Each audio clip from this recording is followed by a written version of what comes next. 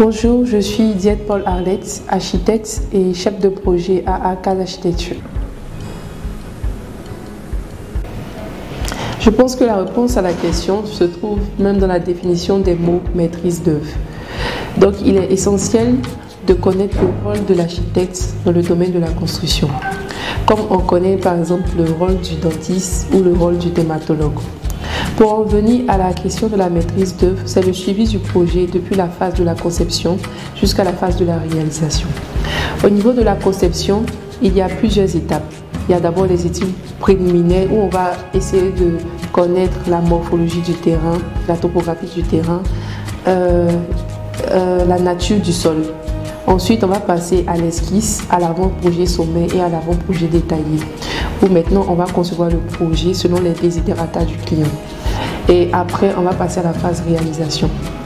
Je tiens à rappeler que lorsqu'on a recours à un architecte, on est protégé légalement par un contrat.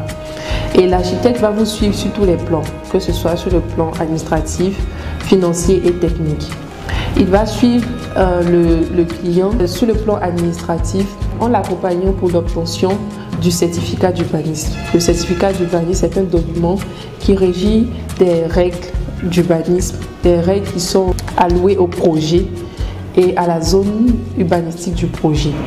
Et donc en fonction de la spécificité du projet, que ce soit un bâtiment d'habitation ou un bâtiment recevant du public, il y a des réglementations qui changent en fonction de la fonction du projet. Et même on demande parfois des études de sol pour des projets complexes. Et donc c'est avec ce certificat d'urbanisme là que l'architecte va fournir des plans sur les bases de toutes ces réglementations là jusqu'à la phase APD, avant-projet détaillé. Et c'est après cette phase-là qu'il va soumettre ce dossier-là au ministère pour l'obtention du permis de construire. L'architecte, lorsqu'on a recours à un architecte, on est sûr d'avoir un projet viable et fiable. Parce que l'architecte est un expert dans le domaine de la conception. Il a étudié pour cela. Et donc, ses prouesses techniques vont se montrer déjà dans la gestion de l'espace, dans l'organisation des espaces, dans l'interaction entre les espaces, l'orientation du bâtiment et la gestion de l'intimité avec le voisinage, la ventilation. L'architecte va prendre en compte aussi le volet sociologique. Il va essayer d'étudier le mode de vie des personnes qui vont habiter dans le bâtiment, étudier leur culture afin d'avoir un confort optimal pour ces personnes-là, sachant que la maison est l'endroit où on a le plus besoin de tranquillité et de paix. Il va prendre aussi le volet énergétique afin de permettre la ventilation naturelle, l'éclairage naturel pour éviter par exemple d'allumer en longueur de journée et de ventiler tout le temps dans la journée. L'architecte va déterminer les matériaux de construction qui vont servir pour la réalisation du projet. Et c'est ces matériaux-là qui vont définir le standing du projet. Ils vont définir aussi le coût du bâtiment. Il va prendre en compte le rapport qualité-prix afin de permettre aux maîtres d'ouvrage de faire quelques économies aussi. Il va suivre la réalisation du projet en accompagnant le maître d'ouvrage pour la consultation des entreprises, la coordination entre les bureaux d'études et les bureaux de contrôle. Il est important et nécessaire de demander au client d'avoir recours au bureau de contrôle, car cela va lui permettre d'avoir une garantie biennale et une garantie décennale, ce qui est une garantie du bon fonctionnement du bâtiment sur 2 ans et sur 10 ans. Et avec cette garantie-là, il pourra souscrire à une assurance d'habitation et une assurance des dégâts des eaux. Ensuite, l'architecte accompagne le client dans la réception du projet et dans les règlements de compte avec les entrepreneurs. Il va aussi s'assurer de la suivi du chantier afin que le projet soit exécuté tel qu'il a été donné. Par exemple, en mettant en place le chantier, en mettant en place des réunions de chantier afin de coordonner tous les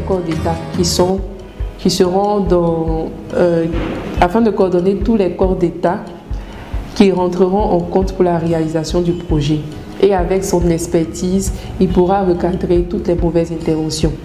Il va aussi permettre la bonne exécution du projet en fonction des plans de base qui ont été donnés à travers la retenue des garanties qui permet de garantir que les tâches seront exécutées telles qu'elles ont été demandées. L'architecte va garantir que le projet soit réalisé dans les délais qui ont été donnés afin d'éviter les pertes et de permettre des économies. Et enfin, l'architecte va obtenir le certificat de conformité, qui est un certificat qui montre que le projet a été réalisé tel qu'il a été accepté au permis de construire. Et donc, il est important de mettre l'accent là-dessus afin que toute personne sache qu'il y a des étapes à suivre. D'abord, il faut avoir le certificat d'urbanisme, ensuite avoir le permis de construire et ensuite le certificat de conformité. Pour finir, je tiens à dire que l'architecte est concepteur, il est conseiller et il est coordinateur de tous les corps d'État qui rentrent en compte dans le domaine de la construction. Et comme on le dit souvent, il est le chef d'orchestre de tout projet architectural.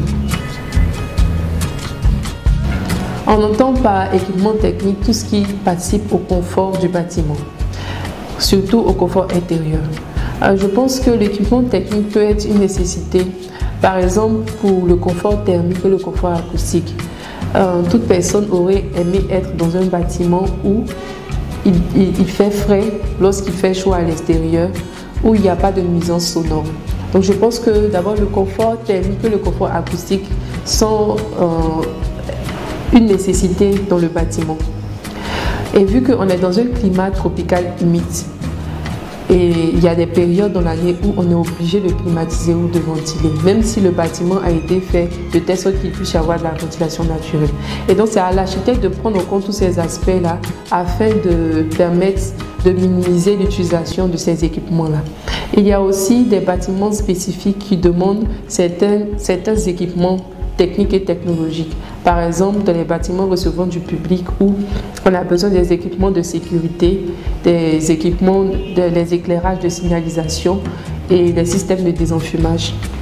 Il y a aussi des bâtiments où il y a une certaine hauteur et on demande nécessairement d'avoir un ascenseur.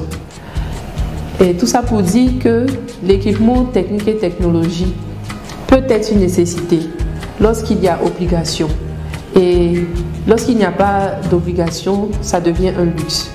Il faudrait aussi prendre en compte le volet développement durable afin de voir comment utiliser ces équipements-là, de connaître leur utilité aussi et leur durée de vie. On peut par exemple décider d'utiliser le chauffe-eau solaire à la place du chauffe-eau normal. Et tout cela permettra à l'évolution et au développement du domaine de la construction. Du 8 au 11 décembre 2021, plusieurs experts seront à l'écoute de vos préoccupations pour vous accompagner dans la conduite parfaite de vos projets futurs. Nous vous attendons à Archibat 2021.